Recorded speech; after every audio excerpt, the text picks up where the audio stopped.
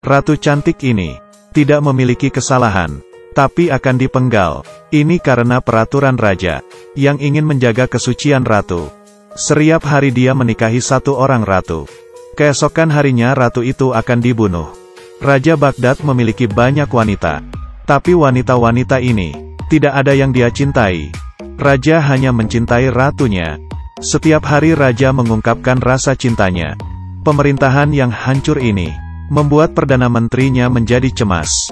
Demi masa depan negaranya, dia mengorbankan dirinya sendiri dengan berselingkuh dengan ratu. Mengetahui itu, raja sangat marah. Perdana Menteri memberi penjelasan. Saya mengorbankan diri, membuktikan kepada raja, tidak ada cinta yang abadi. Dan lebih baik raja konsen kepada urusan negara. Kemudian, untuk membuat mereka tetap setia, raja cukup mengganti satu wanita setiap hari. Mendengar itu, raja pun menganggukkan kepala, dan setuju dengan saran Perdana Menteri. Raja pun berencana menikahi putri Perdana Menteri. Ternyata badut itu adalah Perdana Menteri sendiri. Saat dia sedang khawatir, tiba-tiba saja di jalan dia melihat ada perdagangan budak. Dia pun melihat budak itu dengan teliti. Raja pasti akan menyukai wanita ini. Perdana Menteri membeli wanita itu dengan harga tinggi, dan menjadikan wanita itu putri angkatnya. Menggantikan putri kandungnya menjadi seorang ratu. Zada melompat sepanjang malam, tapi tidak ada yang terjadi antara dia dan raja. Dia bukanlah wanita sembarangan. Keesokan harinya sesuai rencana, pengawal ingin memenggal kepala Zada. Zada baru menyadari, dia dijebak oleh Perdana Menteri. Dia mengancam Perdana Menteri, cepat lepaskan saya, kalau tidak, masalah identitas saya akan saya bocorkan. Akhirnya Perdana Menteri mengembalikan Zada pada pedagang itu. Zada mengambil satu buah cincin. Aladin yang sedang duduk di jalan berniat membelinya. Demi menghindari kejaran pengawal, Zada mengikuti Aladin pulang ke rumah. Siapa sangka Aladin yang duduk di atas tumpukan sampah tidak pernah makan. Dengan pikiran dia akan kenyang, Zada mencari makanan di tempat sampah. Dia menemukan sesuatu yang dapat dijual. Dia melihat sebuah teko ajaib, kemudian menggosoknya agar bersih, dan menukarkan dengan uang. Tiba-tiba teko itu mengeluarkan api. Seseorang yang memakai jas turun dari atas langit. Dia berkata mulai sekarang Zada adalah majikannya. Dia adalah jin, dia dapat mengabulkan semua keinginan Zada. Zada langsung meminta apa yang dia inginkan. Saya ingin makan kaviar abalon. Jin pun berkata kepadanya, kekuatanku ada batasnya, hanya dapat mengabulkan apa yang ada di dalam teko. Zada pun akhirnya hanya meminta secangkir teh. Lalu jin memberikan dia seteko teh, dan juga sepotong kue coklat.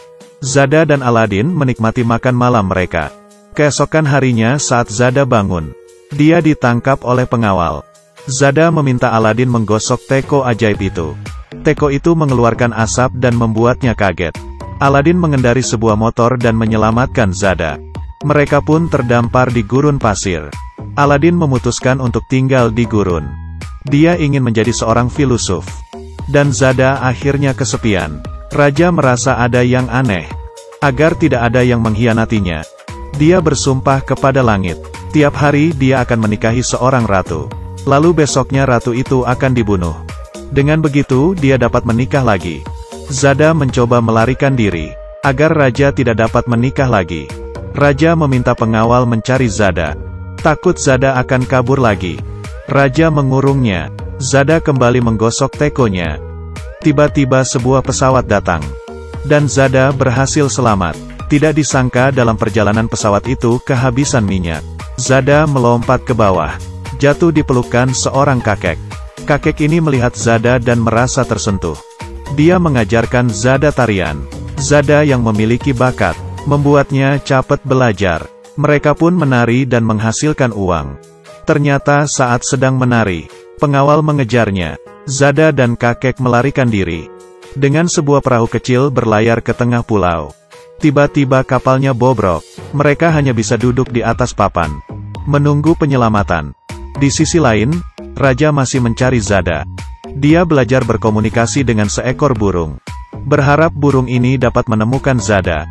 Raja bahkan mencari penyihir, dan melihatnya dari bola sihir. Di mana Zada berada? Zada mengajak kakek masuk ke dalam teko ajaib, lalu pergi ke abad ke-20 di mana jin berada, dan melihat acara TV. Jin mengembalikan mereka. Perjalanan pulang mereka mengalami badai kencang. Kakek terjatuh ke dalam air dan mati. Zada bertahan di tengah badai selama 1 malam. Keesokan harinya dia bertemu dengan kapal yang lewat. Dan dengan pengalamannya, dia mencari pemandu kapal. Berpakaian seperti seorang kapten kapal. Tubuhnya berubah seperti pria kuat. Awak kapal menuruti perintahnya.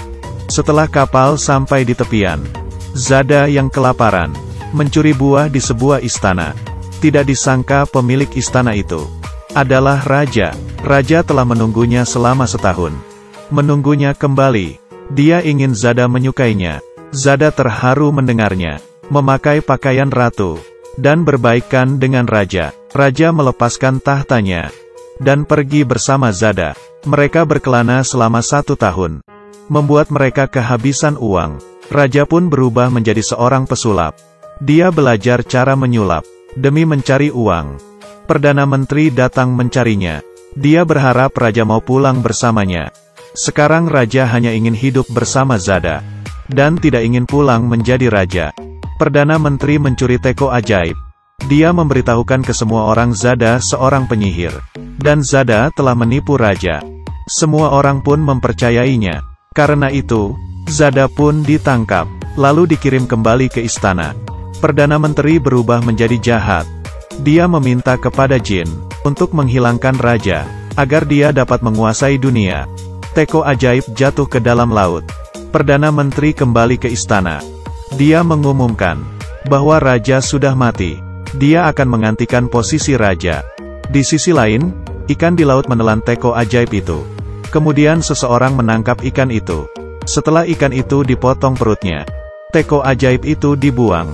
Kemudian seekor burung membawanya ke sarang. Burung itu menyalakan teko. Lalu jin bergegas mencari Zada.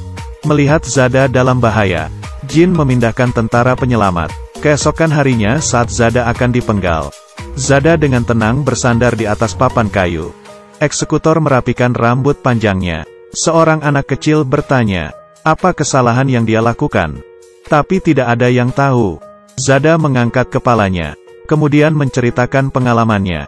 Ternyata kisahnya terlalu menarik. Pengawal meletakkan pekerjaan mereka, duduk dan mendengarkan ceritanya. Saat kisah itu akan berakhir, Perdana Menteri datang, meminta pengawal cepat memenggalnya. Semua orang protes. Kita ingin mendengarkan kisah. Zada menyerah.